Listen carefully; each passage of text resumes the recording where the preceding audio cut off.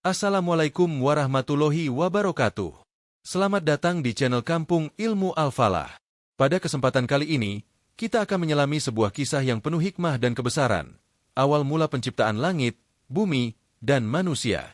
Kisah ini saya ambil dari Nahjul Balaghah, sebuah karya luar biasa yang berisi khotbah, surat, dan ucapan penuh makna dari Imam Ali bin Abi Thalib radhiyallahu anhu, sepupu sekaligus menantu Nabi Muhammad Shallallahu alaihi wasallam.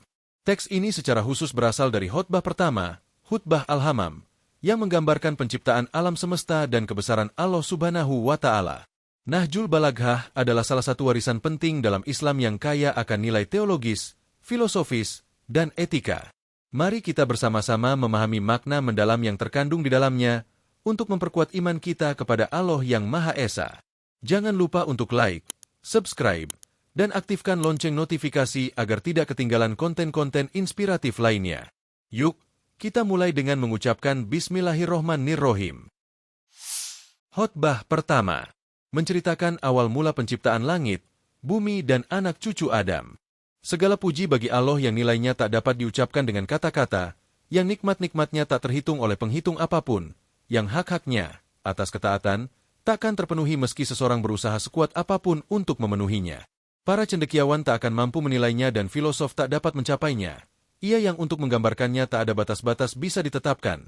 Tak ada satupun bentuk penggambaran yang tepat, waktu tidak berlaku baginya, dan bentang zaman tak menjangkaunya. Ia merealisasikan ciptaan dengan kedikdayaannya, menebarkan angin dengan rahmatnya, dan mengukuhkan bumi yang goyah dengan gunung-gunung. Pangkal agama ialah makrifat, mengetahui, akan keberadaannya, kesempurnaan makrifat, pengetahuan, tentang dia ialah membenarkannya, kesempurnaan pembenarannya ialah mempercayai keesaannya, kesempurnaan iman akan keesaannya ialah memandang dia suci, dan kesempurnaan kesuciannya ialah menolak segala atribut yang disematkan padanya. Karena suatu kenyataan kalau sebuah atribut, sifat, itu berbeda dengan apa yang kepadanya hal itu disifatkan, dan setiap sesuatu yang kepadanya sesuatu disifatkan berbeda dengan sifat itu sendiri. Maka barang siapa melekatkan suatu sifat kepada Allah, berarti ia mengakui suatu atribut melekat padanya, dan barang siapa memberikan suatu atribut padanya maka ia memandangnya dua, Allah dan atributnya.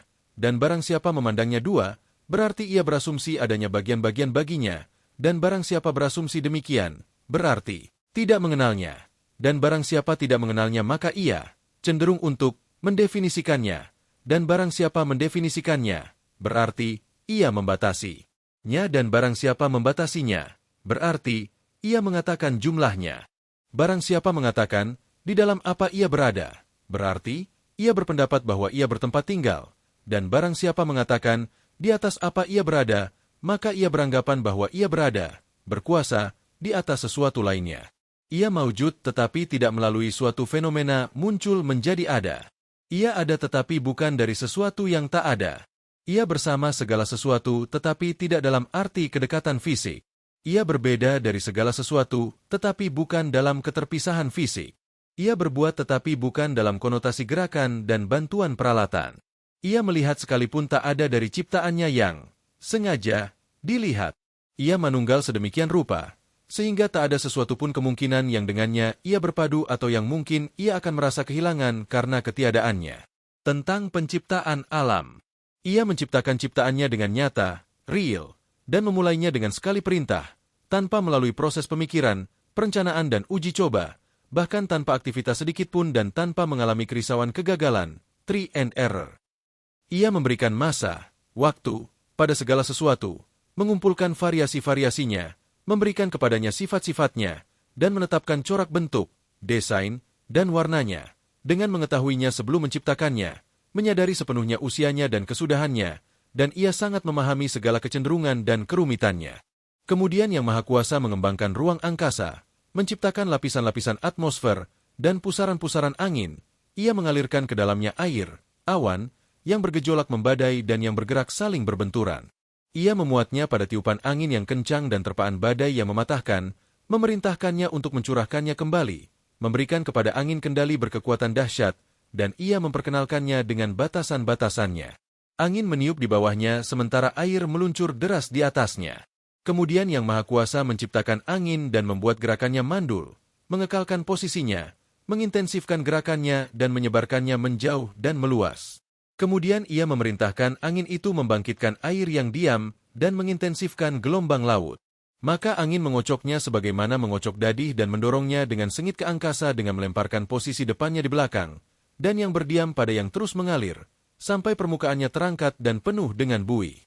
Kemudian Yang Maha Kuasa mengangkat buih ke angin yang terbuka dan cakrawala yang luas, dan membuat darinya ketujuh langit, dan menjadikan yang lebih rendah sebagai gelombang yang berdiam, dan yang di atas sebagai atap yang melindungi dan suatu bangunan tinggi tanpa tiang untuk menopang atau paku untuk menyatukannya. Kemudian ia menghiasinya dengan bintang-bintang dan cahaya meteor, dan menggantungkan padanya matahari dan bulan yang bercahaya di bawah langit yang beredar, langit yang bergerak dan cakrawala yang berputar. Tentang penciptaan malaikat. Kemudian ia menciptakan rongga-rongga di antara langit-langit yang tinggi dan mengisinya dengan segala golongan malaikatnya. Sebagian dari mereka dalam kondisi selalu bersujud dan tidak bangkit berlutut. Yang lainnya dalam posisi berlutut dan tidak berdiri. Sebagian dari mereka dalam keadaan berbaris dan tidak meninggalkan posisinya. Yang lainnya terus memuji Allah tanpa menjadi lelah. Tidurnya mata atau tergelincirnya akal, atau kelelahan tubuh atau kelupaan tidak menimpa mereka. Di antara mereka ada yang bertugas sebagai pembawa risalahnya yang terpercaya, yang merupakan lidah-lidah berbicara untuk para nabinya, dan merekalah yang membawa ke sana kemari perintah-perintah dan suruhannya. Di antara mereka ada para pelindung makhluk-makhluknya dan pengawal pintu surga. Di antara mereka ada yang langkah-langkahnya tetap di bumi tetapi lehernya menjulang ke langit. Anggota badan mereka keluar dari segala sisi. Bahu mereka setara dengan tiang-tiang arsi ilahi. Mata mereka tertunduk di hadapannya. Mereka membentangkan sayap-sayapnya dan mereka membuat di antara sesama mereka dan semua yang selainnya tirai kehormatan dan layar kekuasaan. Mereka tidak memikirkan pencipta mereka melalui hayalan, tidak memberikan kepadanya sifat-sifat makhluk, tidak membataskannya dalam suatu tempat kediaman dan tidak menunjuk kepadanya melalui gambaran. Gambaran tentang penciptaan Adam. Allah mengumpulkan bahan baku dari tanah yang keras, tanah yang lembut, tanah yang manis dan asam, kemudian dicelupkannya ke dalam air dan mengadoninya dengan uap yang lembab sampai itu menjadi rekat. Dari bahan inilah ia membuat patung dengan lekukan-lekukannya, persendiannya, anggota dan bagian-bagiannya. Ia memadukannya sampai mengering untuk waktu tertentu dan jangka waktu yang diketahui. Kemudian ia meniupkan ke dalamnya ruhnya sehingga ia mengambil pola manusia dengan pikiran yang mengaturnya, kecerdasan yang digunakannya, anggota badan yang melayaninya, organ-organ yang merubah posisinya, kebijaksanaan yang membedakan antara yang benar dan salah, rasa dan bau, warna dan jenis. Ia adalah suatu campuran antara lempung berbagai warna, bahan-bahan rekat, yang berlawanan, yang aneka ragam dan sifat-sifat yang berbeda seperti panas, dingin, lembut, dan keras. Kemudian Allah menyuruh kepada malaikat untuk memenuhi janjinya dengan mereka dan memenuhi janji menaati perintahnya kepada mereka dengan pengakuan kepadanya melalui sujud kepadanya dan tunduk kepada kedudukannya yang mulia. Maka Allah berfirman, "Tunduklah kamu kepada Adam." Maka mereka pun tunduk kecuali iblis. Hur An-Surah.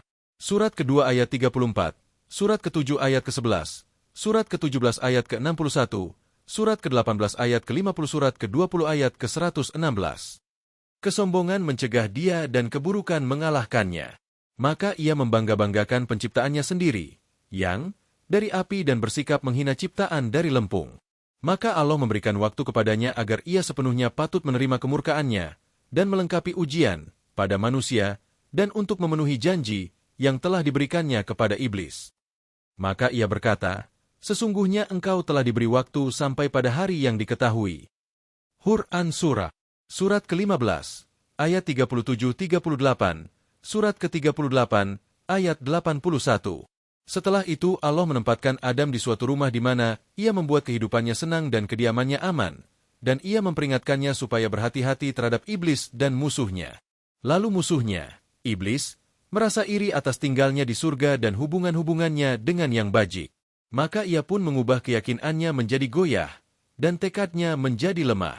Dengan demikian ia mengubah kebahagiaan Adam menjadi ketakutan, dan martabatnya menjadi sesal dan malu. Kemudian Allah memberikan kepada Adam kesempatan untuk bertaubat, mengajarkan kepadanya kata-kata dari rahmatnya, menjanjikan kepadanya untuk kembali ke surganya dan mengirimkannya ke tempat percobaan dan perkembangbiakan keturunan. Allah memilih para nabinya. Dari antara keturunannya, Allah yang Maha Suci memilih nabi-nabi dan mengambil janjinya untuk wahyunya dan untuk menyampaikan risalahnya sebagai amanat mereka. Dalam perjalanan waktu, banyak orang menyelewengkan amanat Allah dan mengabaikan kedudukannya, dan mengambil serikat bersamanya. Iblis memalingkan mereka dari mengenalnya dan menjauhkan mereka dari menyembah kepadanya.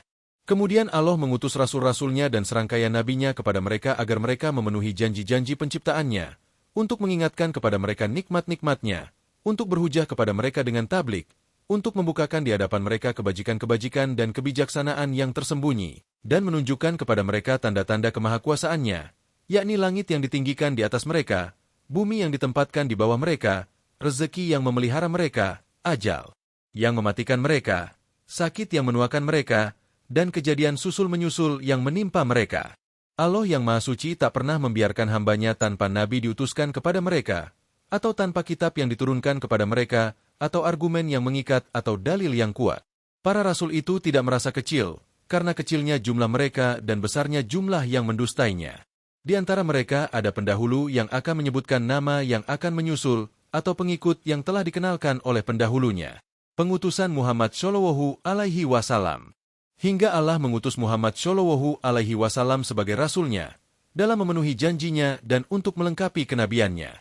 Janjinya telah diambil dari para nabi, tabiat karakternya termasyur dan kelahirannya mulia. Manusia bumi pada saat itu terbagi dalam berbagai kelompok, tujuan mereka terpisah dan jalan-jalan mereka beraneka.